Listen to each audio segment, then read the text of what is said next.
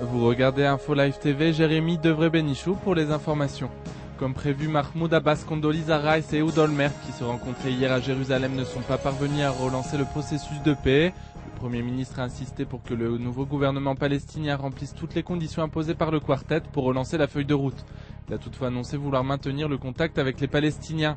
Le président de l'autorité palestinienne, de son côté, doit entamer aujourd'hui une tournée en Jordanie et en Europe pour défendre la constitution du gouvernement Hamas-Fatah et obtenir la reprise de l'aide économique. Polémique autour de la nomination du successeur de Moshe Karadi à la tête de la police. La désignation de Yaakov Ganot par le ministre de la Sécurité intérieure Avi Dirter est remise en cause par de hauts responsables de la justice. Yaakov Ganot avait été condamné il y a 13 ans pour fraude et corruption, les mêmes charges qui pèsent aujourd'hui sur Karadi. La nomination de Ganot doit être approuvée par la Cour suprême, puis par la commission Tirkel qui préside à la nomination des plus hauts responsables de l'État. Le milliardaire d'origine russe Arkady Gaïdamak a décidé de créer son propre parti, vient de révéler le quotidien Haaretz. Selon le journal, Gaïdamak souhaiterait axer la ligne de son parti sur les problèmes économiques et sociaux et envisagerait une alliance avec le Likoud de Benyamin Netanyahou. Le Hezbollah aurait-il retrouvé son arsenal d'avant-guerre? Selon un rapport présenté à la commission de la défense de la Knesset, l'organisation terroriste continue à recevoir des armes de la Syrie et de l'Iran, au point d'avoir dépassé son potentiel militaire d'avant-guerre.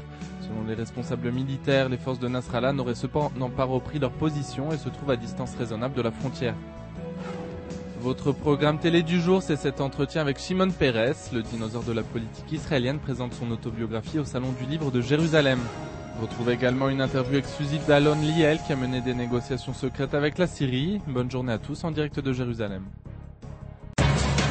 Aujourd'hui, le monde entier parle d'Israël. Mais qui parle d'Israël au monde entier, en temps réel, en 4 langues et en direct de Jérusalem? Infolive.tv, la première chaîne de télévision internationale israélienne.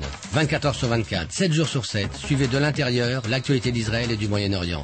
Des reportages, des interviews, un grand journal et des flash infos en images dès que l'actualité l'exige.